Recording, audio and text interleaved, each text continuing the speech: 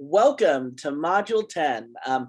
In this module, we're going to be talking about really the biggest carbon footprint producer, the biggest greenhouse gas emitter, at least here in the United States, and that's transportation. Now, before I begin, I do want to mention really quickly, if you are enrolled in one of my classes, either at De Anza College or at San Jose State, your tuition dollars actually cover heavily subsidized and may actually pay for entirely a bus pass with VTA, our local transit agency. And so you could get free bus rides to and from where you need to go using that, using a bus pass that you acquire through the student union, either at San Jose State or at De Anza College. The details vary from school to school, but I just wanted to let you know that, yeah, your tuition actually does cover transportation. And so that's something that you might want to look into, or it's kind of just a cool thing to know. So the reality is that we all have somewhere to go. Even during COVID times, you still need to get to the grocery store, or you still need to get to the doctor, or you still need to get to the office, or if you work a manual labor job, you still need to get to your job. If you are of a religious persuasion, you still need to get to your church or your temple or your synagogue or your mosque or wherever you're going. If this is non-COVID times, or if this is reopening times for you, depending on when you're watching this video, you also may want to go to Sharks games, or you may want to go out on a date with somebody, or you may want to go hang out with friends, or if you're in grading mode like me, you may want to go to a bar. I'm just kidding, but not really. But we all have somewhere to go. And the way that we get to that somewhere greatly influences our planet. And whether it's walking or taking a bike or taking public transit or driving a personal vehicle or carpooling or Uber and lifting, each one of these things actually does make a huge impact on the planet. With that being said, this is data from 2019. This actually shows stuff from 2017. From the U.S. the U.S. Energy Information Administration, and actually this is also data from the EPA that actually shows American greenhouse gas emissions and their sources. Last time in the last module, we talked a lot about electricity generation. In this module, we're going to talk a lot about transportation.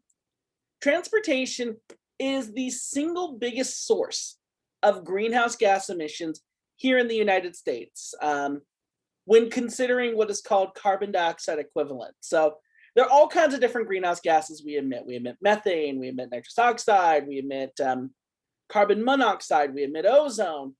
But converting all of that to a carbon dioxide equivalent basically helps us account for these numbers here.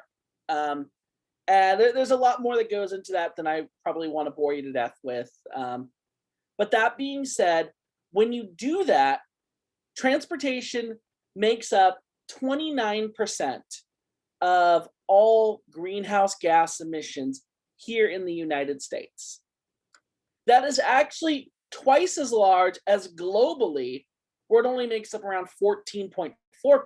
I mean, one of the reasons why is because we're a much bigger country. We have a lot of roads. We are a very, very car-centric country, whereas many other parts of the world are much more rail and bus-centric. We are much more car-centric here. And of this, airplanes, cars, and freight trucks are the biggest share of emitters. So airplanes, obviously, it takes a lot of energy to get a huge thousands of tons hollow metal tube filled with 250 passengers to 32,000 feet. That requires a lot of energy. That's going to require a lot of fuel, and hence that's going to have a big greenhouse gas impact. Cars, pretty much everybody over the age of 16 drives a car here in the United States. I didn't until I was 30, and I was shamed for it.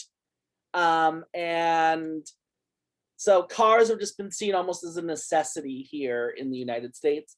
And then freight trucks.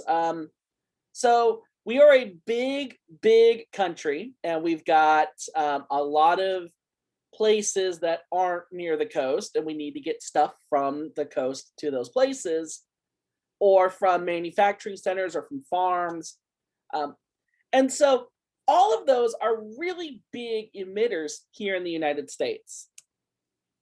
On the other hand, boats, trains, buses, and motorcycles are much more efficient. Boats, trains, and buses kind of make a little more sense because even though they're huge, they also carry a lot of stuff. They also carry a lot of people. They also carry a lot of goods and so on. And so even though they may actually use up more fuel than, say, a personal vehicle, they're also carrying way more people than, say, a personal vehicle.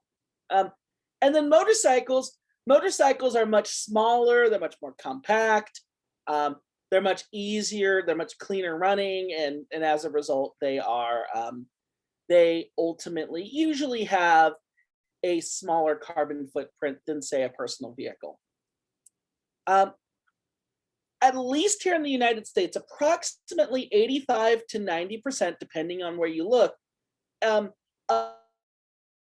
fueled to at least some degree by petroleum. And so this is oil that we pump out of the ground. When I say petroleum, that's what I'm talking about, which is kind of different. When we talked about electricity, the main energy sources were coal and natural gas. Petroleum and oil really are what fuel our transportation. So this right here just sort of shows a little bit about the different types of energy that are used, or the different energy sources that are used. So over here in the left-hand side, and this is actually from more recent data. This was from 2019. I should actually mention when preparing this presentation, I actually did. There was data available for 2020. I decided not to use the data for 2020 because 2020 was such a unique year given the COVID-19 pandemic and how that completely changed our usual transportation habits. I'm interested in seeing as we kind of start to transition back into a post-COVID society as things start to reopen and things kind of resume well, I wouldn't say they resume pre-COVID, but we kind of see like a new normal. I'm sure you're sick of hearing that phrase. How these numbers will change, but I thought I would give the last full year pre-COVID. And so what this showed was roughly 53% of all transportation was fueled by gasoline. I would assume most of our cars, unless you're driving a Tesla or unless you're driving a diesel vehicle, is fueled by gasoline. It's fueled by gasoline. Distillates, those are gasolines that are much more diesel or jet fuel. Actually, jet fuel is the next one. But usually things like diesel fuel and so on. And then there's jet fuel, and then biofuels, other fuels, and then natural gas. So really the bulk of all of our energy really comes from petroleum in terms of transportation. It comes from petroleum. And then over here, what we actually use, what our main sources of transportation are, over here you can actually see light trucks, cars and motorcycles make up the bulk of it, and I think that makes sense. Light trucks, those are like pickup trucks. Cars and motorcycles, that's pretty self-explanatory. And then other trucks, there we're talking about like freight trucks. Aircraft make up 9%, boats and ships 5%, trains and buses 3%, and so on and so forth. And so really the vast bulk of our energy usage really comes down to light trucks and cars and motorcycles.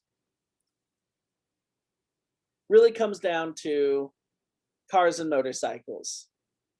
Sorry, give me 1 second here when I try to, let's see here if I can actually get this. My cursor likes to disappear sometimes on me. So let's see here.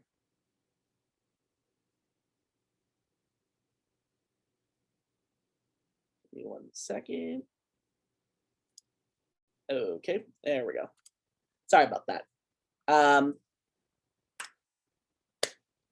So the fact of the matter is when talking about all transportation related emissions, really it's those light duty vehicles, cars, pickup trucks, and so on. They really have the lion's share of all of our transportation related emissions. And one of the things I really want to emphasize when I say that is I think a lot of people have this mentality that, well, I could cut back on my driving, but it's really not going to have that big of an impact. So maybe I don't need to worry about it. But when you actually realize that, light duty vehicles, personal vehicles, things such as cars and pickup trucks, and then 2 and 3 wheelers, those are like motorcycles, ATVs, and so on. When those actually make up really the largest share of all transportation techniques, all transportation mechanisms, that actually does show that really the lion's share, the bulk of transportation related emissions do come down to the individual. Now, sure, some of this we might not be able to change on a personal scale, but we can actually greatly impact it with our behaviors. And so there's some things that industry and so on that we ourselves may not be able to affect, but driving your car just a little bit less can greatly decrease your emissions. And then if everybody does that, that all adds up and has a big, big impact.